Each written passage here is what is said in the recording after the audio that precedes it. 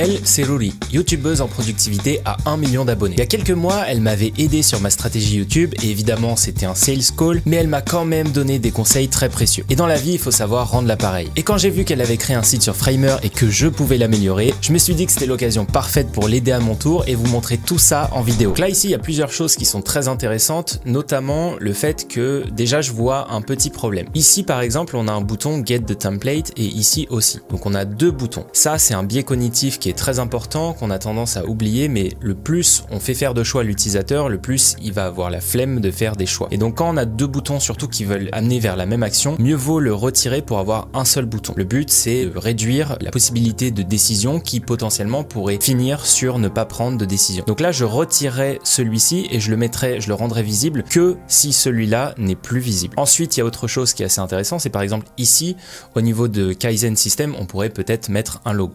Donc ça, c'est pour la partie supérieure. Ensuite, là-dessus, on a, à ce niveau-là, on pourrait rajouter une valeur sociale. Pourquoi directement ici? Tout simplement parce que l'utilisateur peut être amené à ne pas scroller. Et le but, c'est de le convaincre directement quand il arrive sur la page. Et évidemment, vu que Ruri a 1 million d'abonnés, c'est quand même un truc assez important. Et c'est une valeur sociale qui est énorme. Donc moi, ce que je ferais à sa place, c'est mettre un petit badge pour se présenter ici très rapidement. Juste dire qu'elle a 1 million d'abonnés et que c'est une des plus grosses youtubeuses productivité anglophone, etc. Je le mettrai ici et je rajouterai une autre valeur sociale là-dessus en disant que elle a, je sais pas, que le template a été acheté 100 fois et qu'il est noté 4,9 sur 5 pour avoir directement une valeur sociale sans attendre et sans scroller. Ensuite ici on voit bien qu'on a un petit souci au niveau de l'espacement. C'est important de savoir jouer avec les espaces blancs, donc les espaces inversés pour faire respirer le contenu et que ce soit pas trop collé. Donc là j'augmenterai un petit peu le padding ici et au niveau du texte là par contre je pense que c'est très bien et il n'y a rien à revoir. À mon avis elle a travaillé, etc.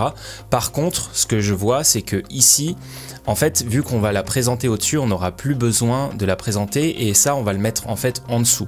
Parce que ici, ça casse un petit peu le flow entre cette partie-là qui est un peu le problème.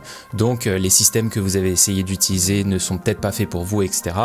Ensuite, si les méthodes traditionnelles ne marchent pas, qu'est-ce qui marche? Et en fait, du coup, ce truc-là vient un peu casser le flow de lecture entre les deux.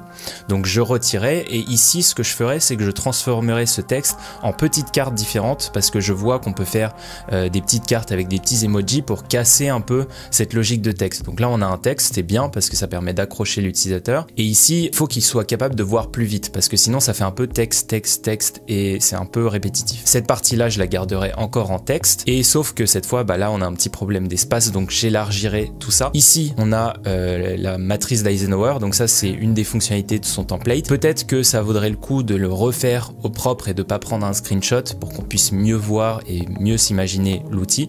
Et aussi peut-être, en fait, quand on pense à Notion, peut-être que ça va réduire la valeur perçue, tandis que si on parle juste d'un template de productivité, on saura que c'est sur Notion, mais ça peut augmenter la valeur perçue du produit. Que si on met des screenshots, peut-être qu'on se dit ah en fait c'est juste un truc Notion. Donc moi ce que je ferais, c'est que je retirerais les screenshots de Notion et je referais la même chose mais au propre directement sur l'outil. Ensuite on a les fonctionnalités, donc ça c'est pareil, ça on va garder un peu la même structure et là peut-être qu'on pourrait utiliser les screenshots de Notion parce que voilà c'est quand même le mécanisme, etc. Et ici on a un premier CTA, donc là c'est pareil, au niveau du CTA je remettrai la valeur sociale, que ça a été créé par une youtubeuse à 1 million d'abonnés et que ça a été acheté 100 fois. Ensuite ici on a une sorte de process avec setup, daily task entry, etc. Donc ce que je ferais, c'est que je ferais plutôt une timeline avec plusieurs étapes, étape 1, étape 2, étape 3, étape 4, mais en ligne pour qu'on puisse avoir une progression. Et ici on a la partie sur le feedback, donc là c'est pareil, il y a du feedback, c'est très bien, mais peut-être que ça pourrait être plus joli si on le faisait nativement dans Framer. Pareil, là ce titre là il est un peu trop gros donc on va le réduire. Et ensuite la section sur le prix je la trouve plutôt bien. Moi je suis assez partisan des prix qui sont un peu mis dans un texte parce que ça permet d'expliquer et de donner plus de détails, mais évidemment ici au niveau des dates on n'est pas trop à jour, donc je changerai ça et je garderai juste ça. Et ensuite je mettrai la section avec Ruri juste en dessous et la FAQ ici avec un dernier bouton. Donc voilà pour l'analyse et maintenant on va passer derrière mon écran pour refaire le site. La première chose à faire, c'est d'aller sur l'extension HTML to Framer. Ça permet de sélectionner des parties de site et de récupérer la structure pour ensuite venir la coller directement sur Framer. Ensuite, je continue à construire le site et je récupère l'image en allant dans l'inspecteur. Une fois que c'est fait, je continue d'écrire et je vais rajouter un petit badge pour montrer que elle a une valeur sociale parce que c'est une youtubeuse. Et je prends la partie liée à elle pour la mettre plus bas. Je fais un petit badge pour rajouter une valeur sociale encore une fois avec des étoiles et des notes et ensuite je continue à construire la page. Là ce que je fais c'est que je vais rajouter des icônes pour rendre le truc un peu plus dynamique et fun et ensuite je continue la construction en copiant-collant les styles pour gagner du temps. Là je vais refaire la matrice d'Eisenhower qu'elle avait déjà faite mais je vais la rendre un peu plus sympa, un peu plus lisible et surtout je vais mettre une petite animation pour bien organiser les différentes tâches et rendre le site un peu plus sympa.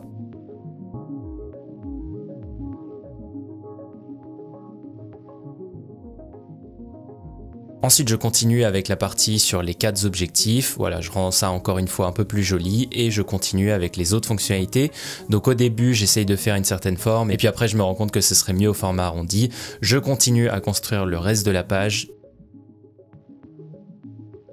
Et maintenant, je fais les avis. Donc pour ça, j'utilise un élément qui s'appelle le ticker. Je récupère tous les avis et ensuite, je fais une petite animation qui va scroller automatiquement. Ensuite, je fais le responsive sur d'autres breakpoints pour que tout rentre bien, même sur mobile, sur tablette ou sur ordinateur. Donc voilà les 2 sites. Dites-moi ce que vous en pensez. Je pense que j'ai été plutôt bon à essayer de refaire le site en l'améliorant et pas en le refaisant de zéro. J'ai mis des petites améliorations ici et là. Et n'oubliez pas de me dire ce que vous en pensez en commentaire. Voilà, cette vidéo est terminée. J'espère qu'elle vous a plu, j'espère que vous avez appris comment faire des sites avec Framer. Si vous voulez aller plus loin, vous pouvez checker ma formation Framer Elite où je vous montre pas à pas comment faire des sites de ouf avec Framer. Et si vous voulez que je refasse votre site avec Framer dans le cadre d'une nouvelle série que je vais lancer, n'hésitez pas à me contacter, il y a un formulaire en description. Et si vous voulez continuer avec moi, je vous conseille cette vidéo où je fais un SaaS sans coder.